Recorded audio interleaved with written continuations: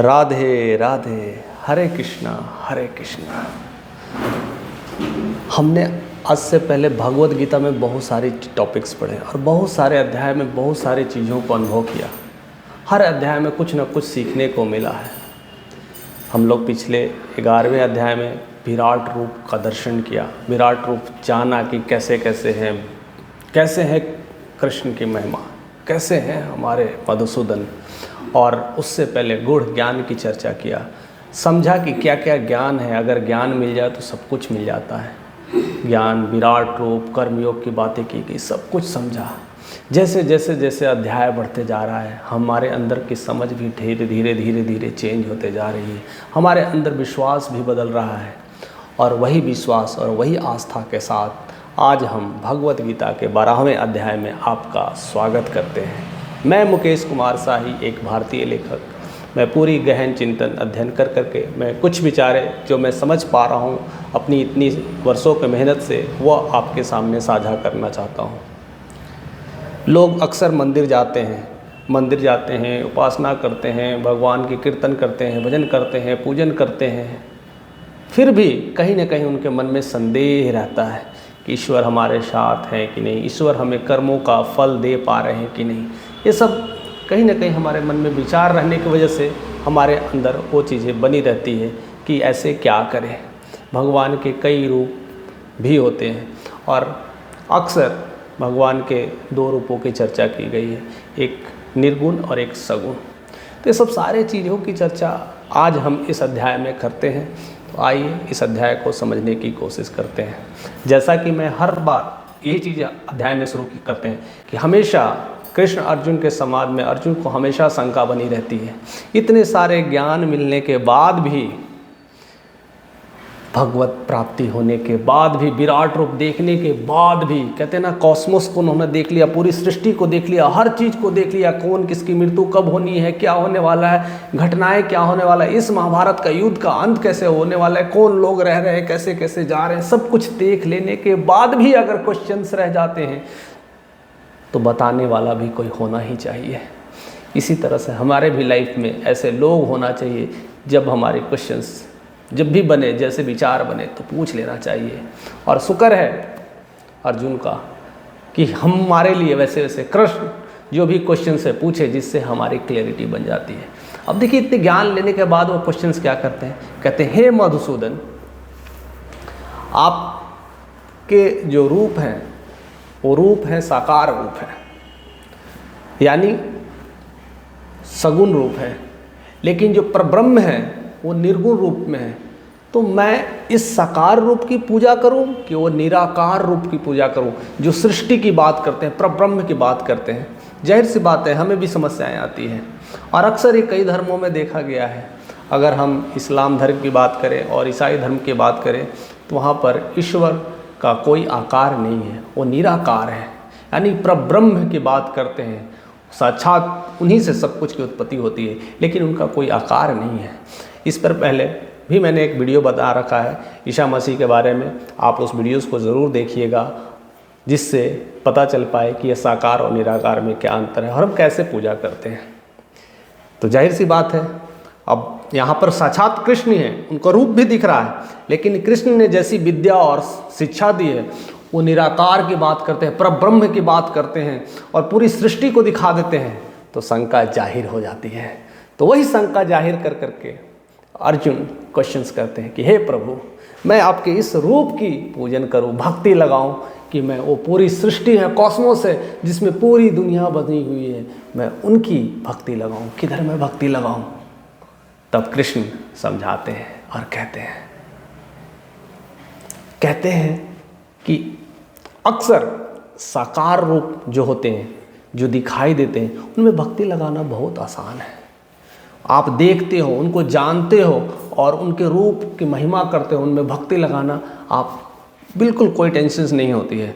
जो लोग कहते हैं, जो लोग सच्चे मन से साकार रूप में एकाग्र होकर के मेरी भक्ति लगाते हैं, मेरे ऊपर निष्ठा रखते हैं, सदैव मेरे साथ लगे रखते हैं, मैं उनकी, कहते हैं ना, सारी कृपा को हर लेता हूँ, सारे दुख को हर लेता हूँ, सारी चीज़ों की मैं उनकी संतुष्टि करता हूँ, वही परम धाम को जाता और हमेशा मेरे साथ रहते हैं।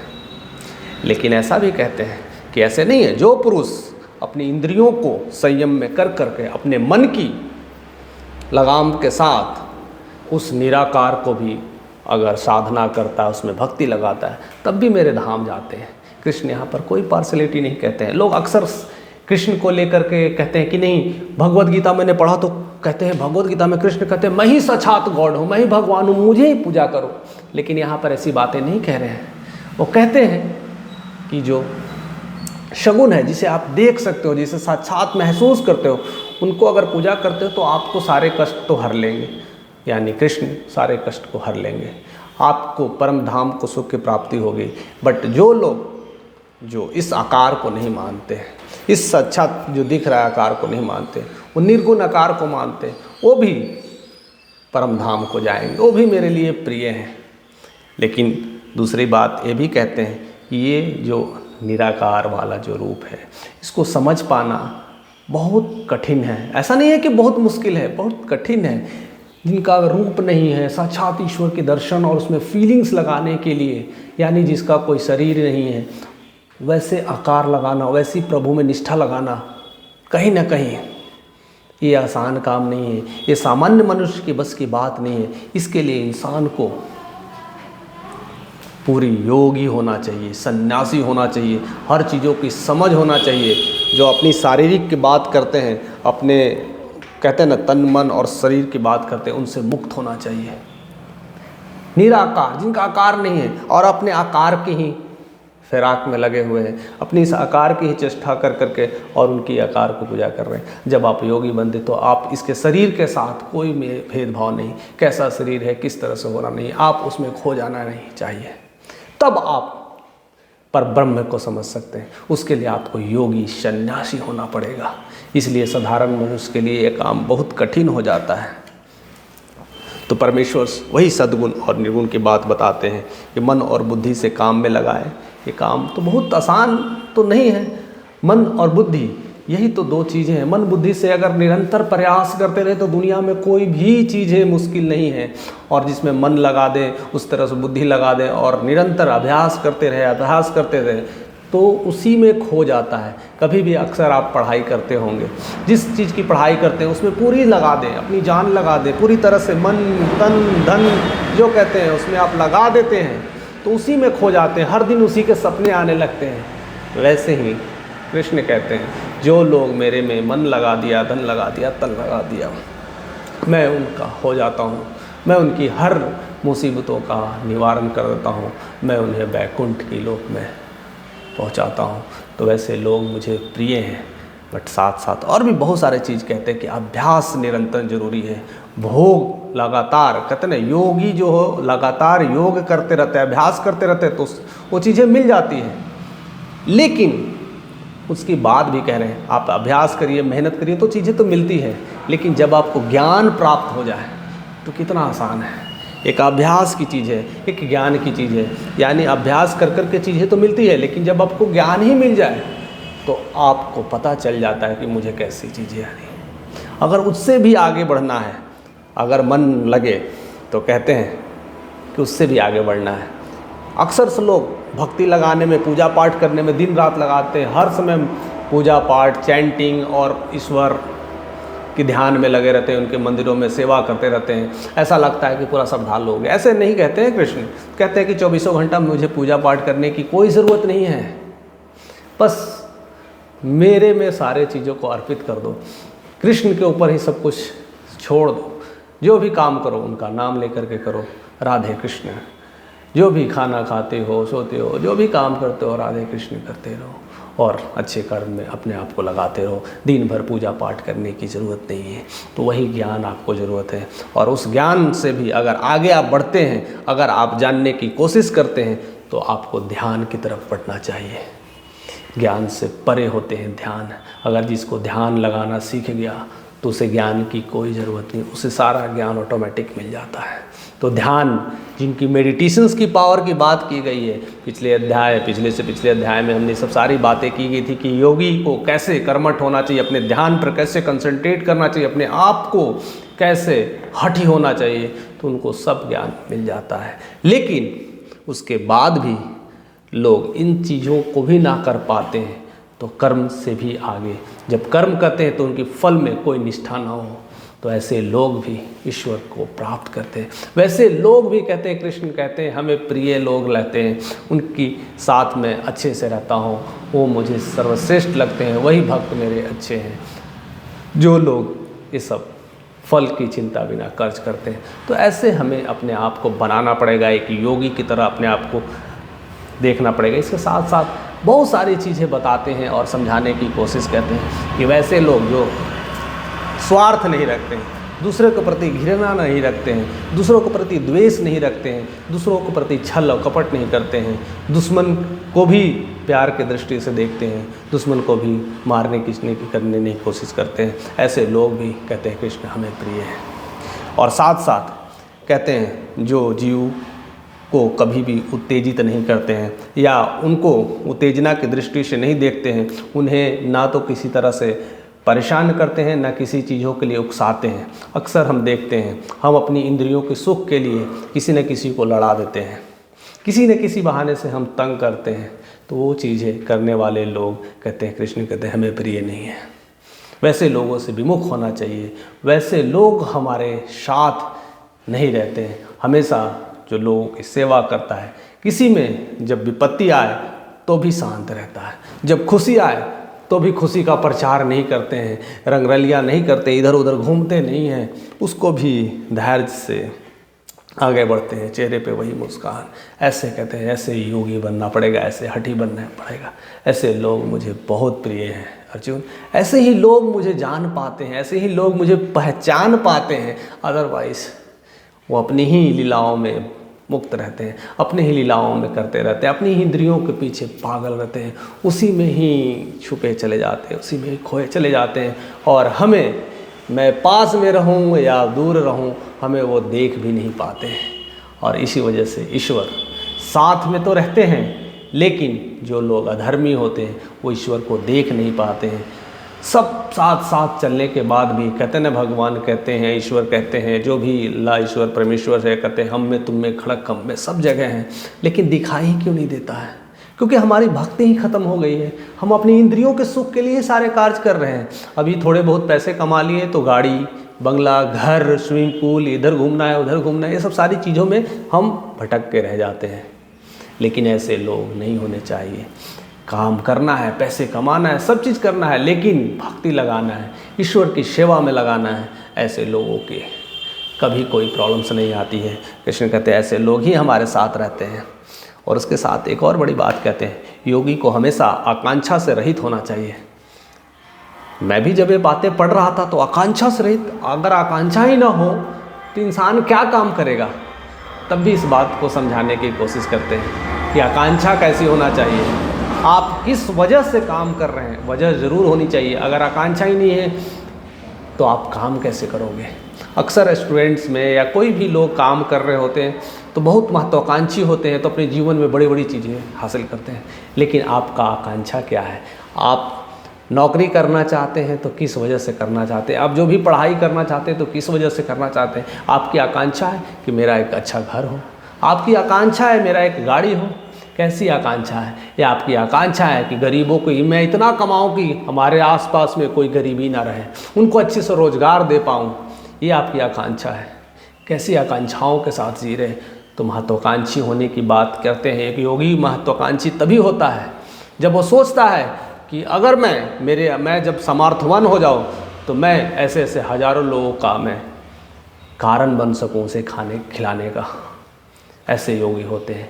और दूसरे होते हैं महत्वाकांक्षी लोग, जो जब पैसे कमाते हैं तो बस अपने लिए आलीशान बंगला, अपने लिए आलीशान गाड़ियाँ लेते हैं, अपने लिए ही सारे शौक़ पूरे करते हैं। लेकिन जब योगी अपनी महत्वाकांक्षा वैसे नहीं रखते हैं, वो कहते हैं हमारे जैसे कितने लोग हैं, हजारों हजार लाखों लोग हैं जो मैं उनके खाने का कारण बन सकूं, उनकी भोजन का निवाला का मैं एक हिस्सा बन सकूं। ऐसे उनके महत्वाकांक्षा होते हैं, इसलिए वो दृढ़ संकल्प के साथ आगे बढ़ते हैं और कृष्ण के कामों में लग जाते हैं, उनमें भक्ति लगाने लगते हैं। और ईश्वर तो देते ही हैं, खुदा परमेश्वर जो भी हैं वो देते हैं वैसे ही लोग को। और कृष्ण भी कहते हैं मुझे वैसे लोग बहुत प्रिय होते हैं जो मेरे ही कामों में लीन रहते हैं, किसी तरह का कोई भेदभाव नहीं करते हैं। तो वैसे ही लोग हमें चाहिए, भक्ति लगाने वाला चाहिए, और तभी हम वैसे लोगों को मुझ में पा सकते हैं, मैं उसमें जा सकता हूँ। योगी हर समय संतुष्ट रहता है, बुद्धि स्थिर रहती है, फटफड़ाता नहीं है, घृणा और शंका नहीं करता है किसी बात को लेकर के, बस अपना कर्म करते रहता है, और कर्म करते हुए भी फल की चिंता नहीं करता है। अक्सर हमेशा ये चीज़ें देखने को मिलता है और सुनने को भी मिलता है। लाखों कमाने वाले या लाखों जेब में अगर हैं आपके पास, तो लाखों लोग आपको लाखों देने वाले मिल जाते हैं। अगर आपके जेब में लाखों हैं, ध्यान से सुनिएगा चीज़ों को, तो बड़ी अच्छी सी बातें समझ में आएगी। अगर आपके जेब में लाखों पड़े हैं तो लाखों लोग लाखों देने वाले मिल जाते हैं। अगर आपके जेब में लाखों पड़े हैं तो लाखों लोग लाखों देने के लिए मिल जाते हैं। लेकिन आपके पास फूटी कौड़ी भी नहीं होती है तो 100 रुपया भी देने वाले लोग को ढूंढना पड़ता है, खोजना पड़ता है, आपको मिलते नहीं हैं। इसलिए हमें किसी से ना मांगना है, न किसी चीज़ में दुख प्रकट करना है, हमें बस अपने कर्म करना है। हमें वो लाखों कमाने वाला तो नहीं, हमें लाखों गुण वाला इंसान बनना है। हमें भक्ति करना है, हमें ईश्वर में भक्ति लगाना है, हमें कृष्ण में भक्ति लगाना है, और वैसे लाखों करोड़ों के लिए मैं कारण बन सकूं, ऐसे बनना है। कृष्ण वैसे लोगों से बड़ा प्रसन्न होते हैं, और यही बात है कृष्ण अर्जुन को समझाने की कोशिश करते हैं। कहते हैं कि कोई प्रॉब्लम्स नहीं है, आप साकार में करो या फिर निराकार में करो, आप जैसे भक्ति लगाना है अर्जुन वैसे लगाओ, लेकिन आपको देखना है कि मैं कैसे भक्ति लगाऊं, मेरी आस्था कैसी है। अगर कोई चीज़ें दिखाई देती है तो आसान होता है। अगर एक बच्चा बड़ा होता है, धीरे धीरे बड़ा होता है, और माँ बाप से जुदा कर दे, जैसे ही बच्चा जन्म लेता है उसे कहीं और रखा जाए, ऐसी जगह रखा जहाँ वो जानवरों के झुंड में पल रहा है, बढ़ रहा है, और धीरे धीरे बड़ा होता है। उसके बाद उसे कहते हैं कहते हैं ना आपके माता पिता ये हैं, तो क्या वो मानेगा? नहीं नहीं नहीं, मैं तो इन्हें जानता ही नहीं हूँ। वो तो यही कहेगा, जो जहाँ पर पाला है, बड़ा किया है, वो उन्हीं को माँ बाप ही समझने लगते हैं। ईश्वर इसीलिए कहते हैं साकार रूप से प्रेम ज़्यादा बढ़ता है, घनी निष्ठा हो जाती है। इसलिए वैसे साकार रूप से आप प्रेम करो, हमारे सभा में रहो, भक्ति रहो, मैं उनसे बहुत प्रेम करता हूँ। लेकिन निराकार भी अगर मेरे से प्रेम करते हो, अगर आप किसी जगह जन्म लिए हो, कोई प्रॉब्लम्स नहीं है, अगर फिर भी आप चीज़ों को समझ पाते हो कि मेरे माता पिता ये हैं, यानी आप इस शरीर से मुक्त हो गए हो, आप इस शरीर से कोई भेदभाव नहीं करते हो, तो इतनी संयम दृष्टि आपके अंदर होना चाहिए। अपनी इंद्रियों पर कहते ना एक कमाल या इंद्रियों को समझ होना चाहिए कि इंद्रियां हमें क्या चाहती है, और इंद्रियों को पकड़ने के लिए कर्मयोग में बताया गया है कि मन कैसे एक लगाम की तरह होती है, जो इंद्रियों पर लगाम लगाती है और कहती है स्थिर होकर के तू किस लिए बना है, तुझे क्या कार्य करना है। और वैसे धीरे धीरे धीरे धीरे वह अपने अभ्यास से, कहते हैं ना, अपने मन को अभ्यास से या ज्ञान से या फिर तप से या तो साधना से या जो कर्म करते हैं उनको फलों से रहित होकर के कार्य में लग जाते हैं, तो वो ईश्वर को बहुत प्रिय होते हैं। उन्हें किसी बात का डर नहीं लगता है, ना हारने का डर लगता है, न जीतने की खुशी होती है। बस कर्म को करते जाना है, बस अपनी ईश्वर में भक्ति लगाना है। कृष्ण के रूप को अगर देखते हैं, उनके रूप को पूजा करना है, उनके साथ रहना है। सब अपना जो दुख है या सुख है या डर है या अहंकार है, गुस्सा है, सब कुछ दे दो। लो प्रभु आप ही रखो, आप ही संभालो, हम क्या करेंगे इससे, तो उन्हीं को दे दो। वो कार्य करते रहेंगे और आपको सही मार्ग पर लाते रहेंगे, और बस उनमें आपको भक्ति लगाना है और कुछ भी नहीं करना है। ऐसे ही भक्ति का गुण आपके अंदर लाना है, और ऐसे ही कृष्ण में अपने अंदर को भक्ति को जगाना है, और कुछ भी नहीं सोचना है कि कौन क्या है, कैसे क्या है। नहीं तो कई सारे चीज़ों में इंसान भटक के रह जाता है। ऐसा नहीं है कि आप बहुत अच्छे लोग ही इस बातों को समझते होंगे, जैसे जैसे आपको जिसने जन्म दिया आपके माँ बाप हो जाते हैं, तो क्या दूसरी माएँ आपकी माँ नहीं होती है? क्या दूसरी बहनें आपकी बहन नहीं होती है? जो आपके माँ के कोख से लिया हुआ लड़की वही आपकी बहन है। क्या बाकी बहनें आपकी बहनें नहीं हो सकती है, माताएं आपकी माताएं नहीं हो सकती है?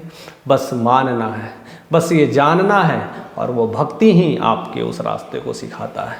तो इसलिए कॉन्शियस होकर के, सचेत होकर के अपनी ज्ञान को बढ़ाइए, अपनी चेतना को बढ़ाइए, अपनी ध्यान मेडिटेशंस को बढ़ाइए और काम करिए तो फल रहित होकर के करिए। देखिए जीवन में आनंद ही आनंद है, मस्ती ही मस्ती है, और ईश्वर में ऐसी ही भक्ति लगाते रहें तो इस सारे मस्ती आपको मिलते रहेंगे और ईश्वर के प्रति आपकी प्रकाष्ठा बनी रहेगी। तो आज के इस 12वें अध्याय में भक्ति लगाने के लिए श्री कृष्ण योगी के गुण की बात करते हैं, उनके लक्षण की बात करते हैं, उनकी भक्ति की बात करते हैं, और उसे अलग अलग तरह से बताने की कोशिश की गई है कि कैसे कैसे भक्ति लगाना है। और इन सारी चीज़ों को लगाते रहें और भक्ति करते रहें तो हमें हर चीज़ों में किसी भी समस्या आती है तो हमें टेंशन नहीं होता है, हम आगे बढ़ते जाते हैं। और ऐसे ही कृष्ण अर्जुन को आगे बढ़ने के लिए बताते हैं। हमारे साथ ऐसे ही आप बने रहिए और इसी तरह से आप प्यार देते रहिए। हम नेक्स्ट अध्याय में, अगले अध्याय में नई सिरे से साथ, नई चेतना के साथ, नई सृष्टि के साथ और भगवद गीता के नए अध्याय के साथ आपसे मिलते हैं। तब तक के लिए शुक्रिया। So thank you for watching this video.